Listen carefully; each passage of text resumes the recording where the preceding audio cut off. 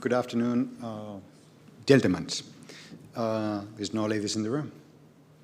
So, good afternoon. My name is David. I'm on behalf of ECA. I'm the chairman of the helicopter working group in ECA, and we would like to talk about the EBT in helicopters and all the work that we've done in the EASA rulemaking task. So my objective was to show that work, that is hard work that we've done during this 2018, and also with the looking forward to the implementation of the missing implementation EBT programs that our colleague Eric will tell us later on. So first of all, I would like to ask you if you know what EBT means. You probably know at this stage, you all know that solution or that answer. What EBT means. So the thing is, first of all, is we take all the evidence that there is around on, let's say, SMS, flight data recording, occurrence reporting, training, whatever you name it, all the data that's available for us, and then take your operational risks, your ones, not mine, not the ones that I fly, it's the ones that you have to face in your normal day operations, and the competencies that you need to have in order to cope with those operational risks. Our guys there in the flying the mountains do not have the same risk that us that we fly in the sea. And the flying the sea in the Mediterranean is not the same in the North Coast or in the UK or you name it. So that's you take those differences and then you do a proper tailored training to your crews that will address those things. So many of us, we're flying, for example, any helicopter, you name it. The same helicopter can be flown in the mountains doing search and rescue, doing helicopter hoist operation or HEMS, the same one. And also we have different environments and different missions that they're done with different helicopter types as well. So if there's difference in all of those, why we are training the people exactly the same? Why we're still using the Appendix 9, because EASA told us to do that, but we're training and assessing the guys exactly the same, regardless of the position or the mission or the aircraft they're flying. And that is not probably in the states that we are, that's probably not the wise thing to do right now. So in the RMT 0599 and subgroup of helicopters, we had a very hard work this year. We had more than five meetings plus several web. And I would like to thank the people in the group, the core members that are sitting there in the room, also EASA. And I wanted to show a picture. But all the pictures that I have from the group was in the beer house. So I didn't think it was very wise to put that here anyways. So, and the main questions that we've been during this year trying to answer ourselves is, EBT fits for helicopter operations? So the thing is, there's 4 main projects that we have this year. The first one was the pilot survey. Afterwards, we moved with the training criticability survey. We're working also in the accident analysis, and then finally with the data report. So one by one, the pilot survey, it was directed to line pilots. Doesn't matter where, which type of operation they're performing. So it was disseminated through ECA, LE Offshore, EASA, all of those organizations. And to try to detect or to establish the effectiveness of the training in relation to the helicopter generation and operations. Here, let me put a little bit parenthesis. I mean, when we're talking about generation, this is probably something that many people get confused. We're not talking about how modern, how powerful, how brand new, or how much it costs. We're not talking about age of helicopter. We're talking about the interface, the systems that a different helicopter has, the level of automatics, FADE control systems, envelope protection, things like that. Generation 2 aircraft doesn't need to be worse than Generation 3B, okay? So that's something that I would like to make that thing clear. And the other things that we were looking for is that we were focusing on the automatic systems that Edwin just presented. There is a lot of incidents, accidents related with the management of the automatic control flight system. So it was a little bit focused on things like, for example, that you feel comfortable using the FMS system of the helicopter, for example, is one of those questions that it was brought in that survey. And we have more than 341 responses, valid responses. So there was a pretty good number of responses, I have to say, so we're very happy.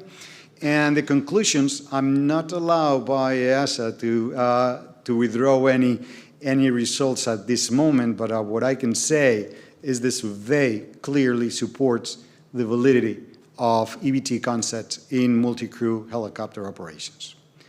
Then let's going to move. Now we have the trainee perspective, the normal or the standard pilot perspective, and then we move to the trainer perspective.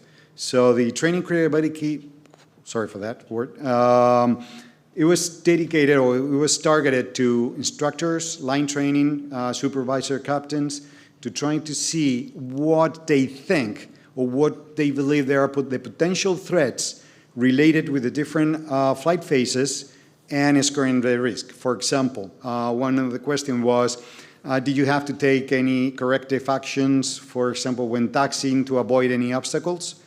And we did it in terms of probability and severity, and also to see if there is something in the training that we can do to improve that or to reduce or to mitigate that threat. So we were looking for the training benefits for each different line.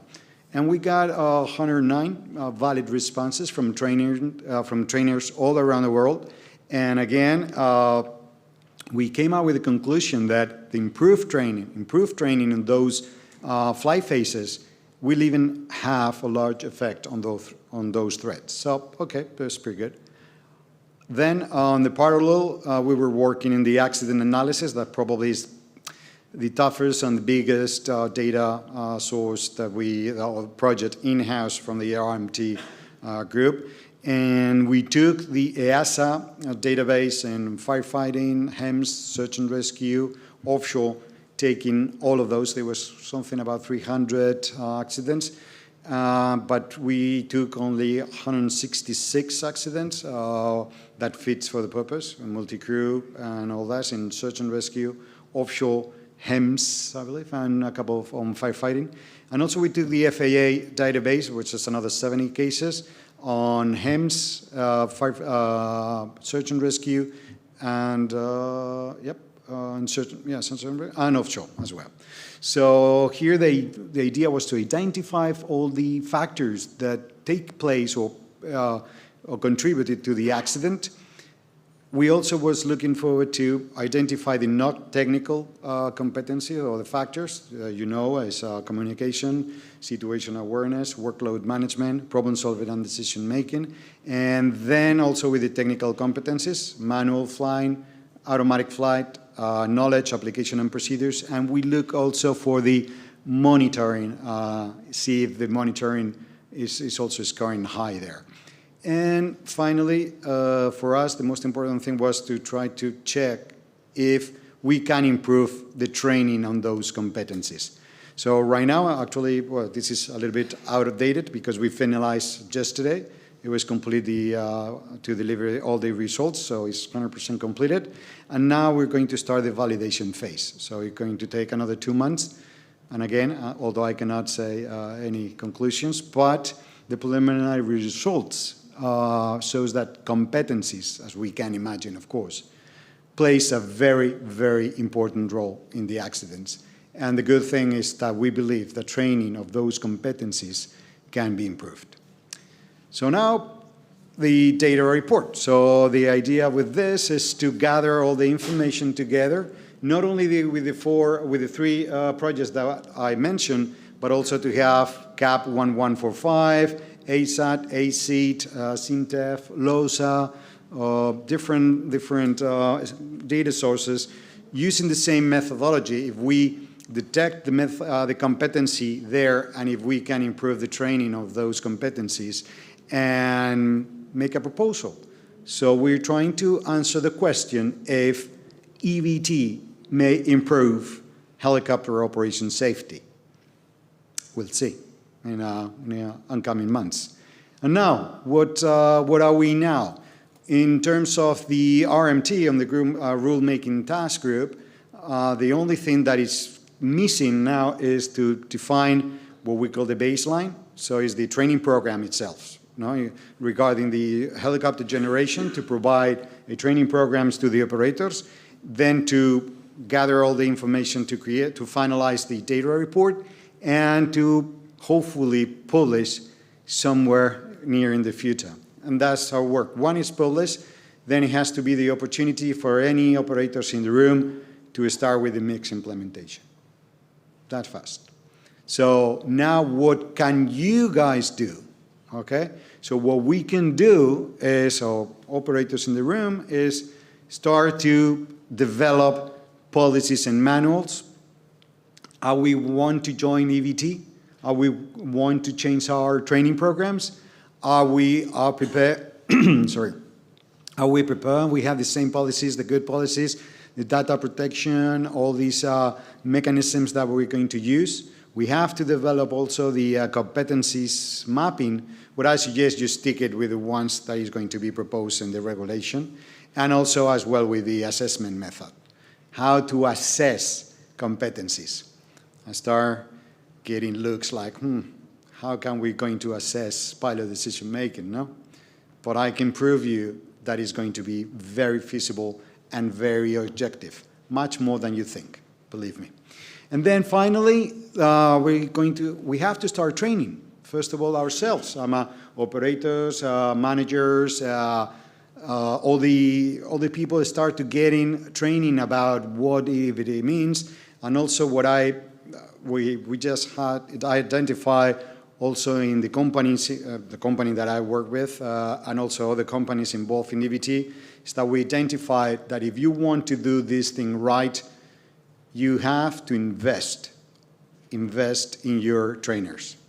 I mean, the structure here in the EBT instructor is going to be the key of this program.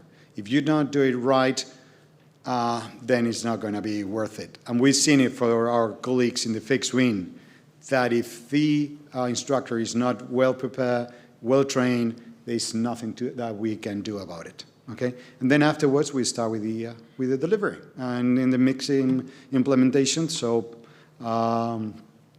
I ask you all of you guys to look at it and start thinking, because I think it's going to be probably one of the most important changes in the last 25 years regarding to training. And thank you very much.